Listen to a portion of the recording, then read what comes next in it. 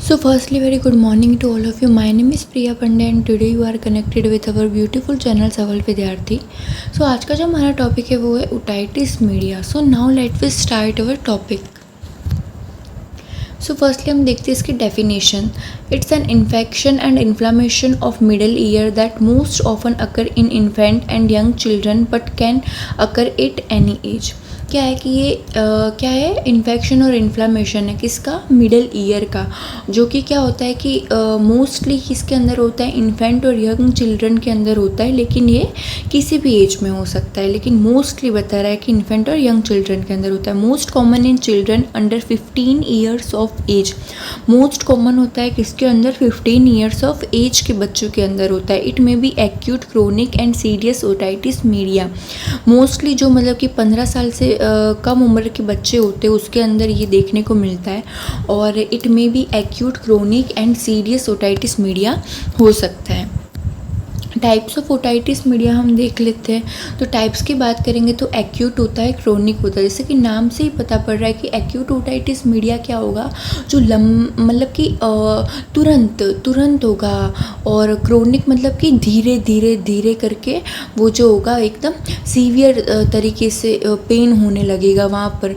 और एक्यूट के अंदर क्या होता है कि तुरंत एट द स्पॉट जो होगा पेशेंट को बहुत ज़्यादा पेन होगा, जो बच्चा होगा उसको बहुत ज़्यादा कान के अंदर पेन होगा. तो एक्यूट के अंदर क्या होता है कि एक्यूट ओटाइटिस विदाउट इफ्यूज़न होता है. ये acute otitis media with effusion होता है.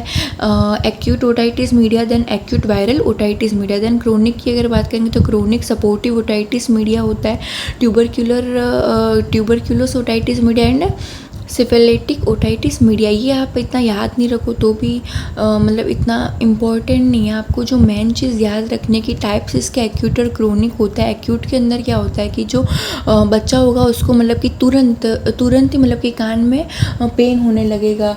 जबकि क्रोनिक के अंदर क्या होगा कि मतलब कि जब होता है तब पता नहीं पड़ता और धीरे धीरे करके क्या होता है कि एकदम सीवियर कंडीशन के अंदर आ जाता है, जिसके कारण बच्चे को बहुत भयंकर तरीके से पेन होता है. ठीक है, ये हमने देख लिया, इसके टाइप्स देख लिए.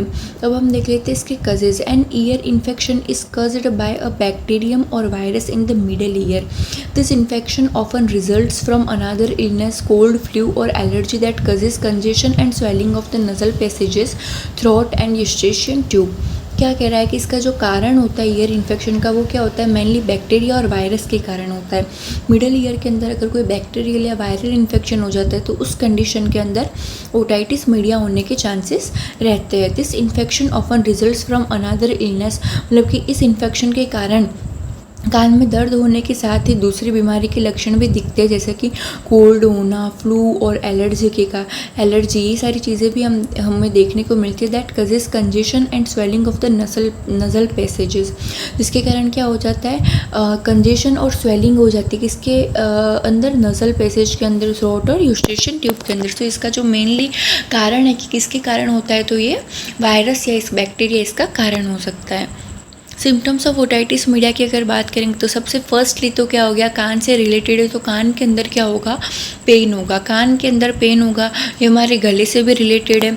तो क्या हो जाएगा, कान की जो यूस्ट्रेशियन ट्यूब होती है आप सभी को पता होगा कि वो क्या होता है, हमारे थॉट से भी रिलेटेड होती है. तो क्या होगा, गर्दन के अंदर पेन होगा, भूख नहीं लगेगी, बच्चा जो होगा वो ठीक से सो नहीं पाएगा, चीज़ों को निगलने में कठिनाई होगी, लॉस ऑफ बैलेंस, उसको चक्कर जैसा होगा, नोज़िया, वॉमिटिंग होना, फीवर होना, रबिंग और टफिंग आई, हेडेक होना. देन क्या हो जाएगा, हियरिंग इम्पेयरमेंट, पस या फ्लूइड भी निकल सकता है कान से, और लॉस ऑफ एपेटाइट, भूख भी नहीं लगेगी. तो ये हो गए इसके सिम्टम्स ऑफ ओटाइटिस मीडिया. एक बार फिर से देख लेते हैं ये क्या है कि कान किससे रिलेटेड डिजीज़ है. तो फर्स्टली तो आपको याद रखना है कि ईयर पेन होगा. ठीक है, देन गले में भी प्रॉब्लम होगी तो डिफ़िकल्टी इन स्वेलोइंग.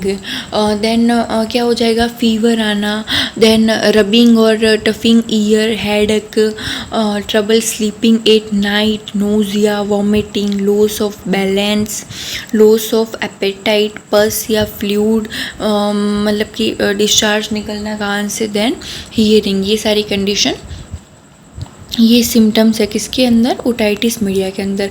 अब हम देख लेते हैं इसका prevention. Encouraging children to eat healthy foods like fruits and vegetables, reminding children to blow their nose in tissue, put the tissue in the bin and wash their hands, keeping any objects out of children's ears, expect if is part of a health professionals instructions, not smoking around children. मतलब कि किस तरीके से बच्चे को क्या करना चाहिए, एनकरेज करना चाहिए कि उसको हेल्दी फूड्स खाने चाहिए, लाइक जैसे कि फ्रूट्स हो गया, वेजिटेबल्स हो गया।